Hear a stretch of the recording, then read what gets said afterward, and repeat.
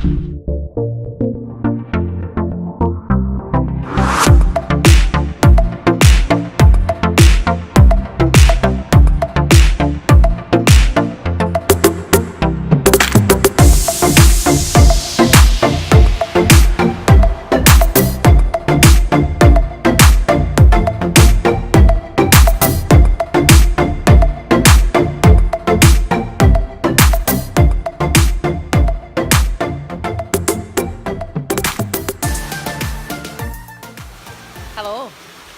Hopefully you can hear me because the sound of the water is really loud. But we've had a little drive out today to Scaleber Force Waterfall, which is in North Yorkshire. We came here last year and took a few images, but last time we came there wasn't any water in the waterfall, which kind of helps. So we thought we'd come out today and just have another visit, and yeah, it's quite a bit more water in. It's not overflowing, but there's a lot more water than there was last time anyway. So we're going to get set up and take a few images and see what we get. So I've climbed up the waterfall just to get a little bit of a better look. It's lovely, it's really nice. You can see in the background there's our bud. It's beautiful really. There is quite a bit more water this time. We've just had a little trickle last time. But what I'm looking at the moment is looking for a different composition really than the ones that I took last time, just so that I'm not coming away with the same image basically, just with more water. So I'm going to have a little scout around and get the camera set up and maybe talk you through using the filters. So polarizing filter and maybe an ND filter depending if we need one. But this is the waterfall just behind me, and it's lovely. It's just nice to come out as well, and it's something we haven't done for a little while, so we took the opportunity today just to have a bit of a drive out, have a mooch. I was hoping that there might have been some bluebells on the way down because it is quite a steep descent down, so you've just got to make sure that your footing is okay. But I'll stop waffling and see you in a bit. So I've got the camera set up, I've got my polarizing filter on, it's on my tripod, I've got my cable release set up.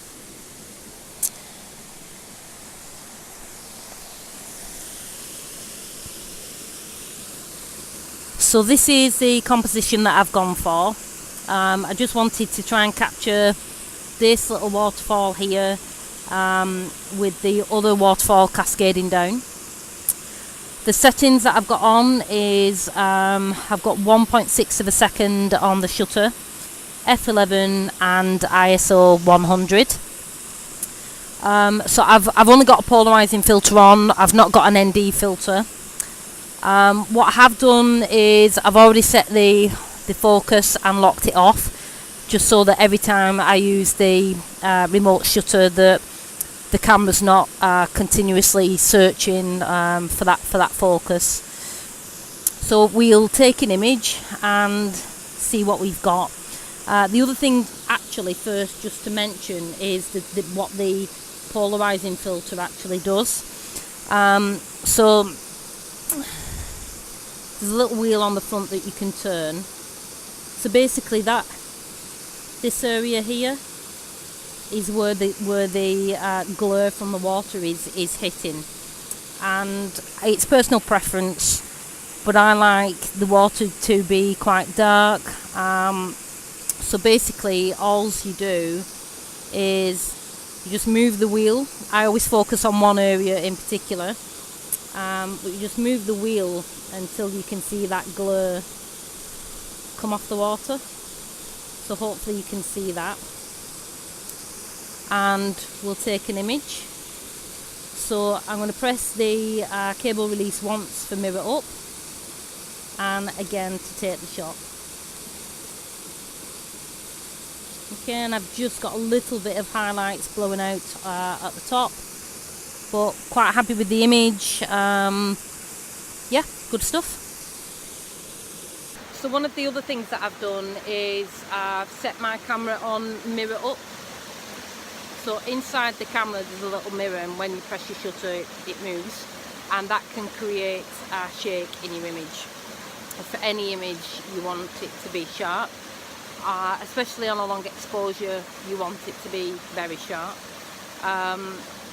So there's a little setting that you can put on your camera which is mirror up, and it just moves that mirror out of the way so that when you press your shutter it's not going to create that shake in your image, and you know, the potential is that you're going to get a blurry image.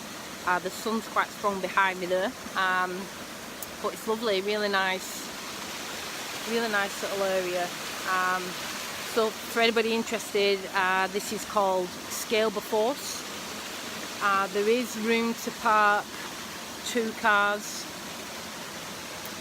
just outside. Like I say, it is quite a steep descent, but once you get down, it's really nice.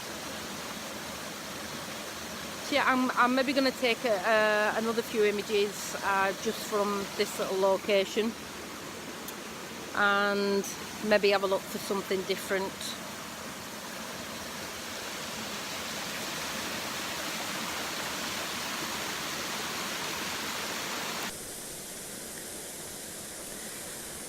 Okay, so the other thing that I've done is I've just adjusted the height of the tripod. One thing that I just wasn't very happy with was there's quite a lot of froth sort of coming from that little waterfall. It's great because in the images it shows the movement, but I think sometimes as well, just to give your tripod a bit more height, which I've done, can produce sort of a different sort of image, but from the same spot.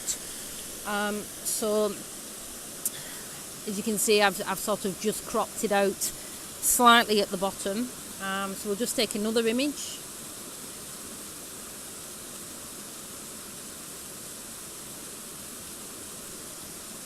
And yeah, I'm quite pleased with those.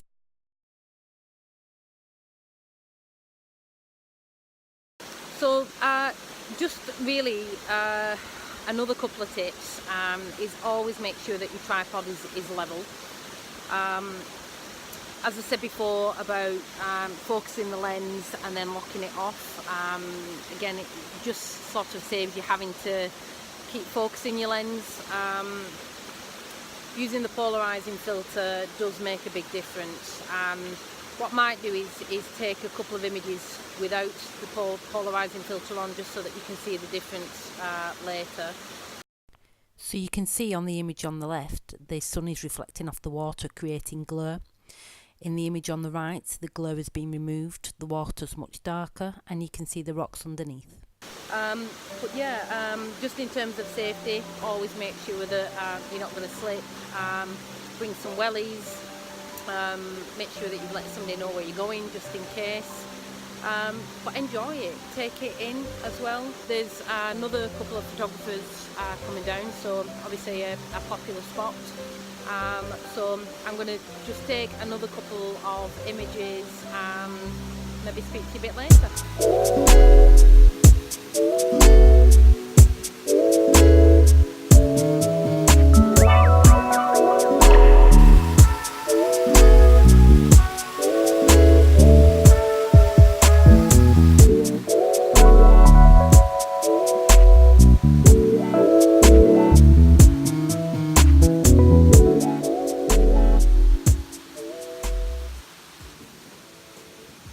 These are the sort of stepping stones slash rocks slash stir things that you've got to walk up and down on. It's probably, I was going to say easier to get up than it is to get down, but I'm not too sure, to be honest.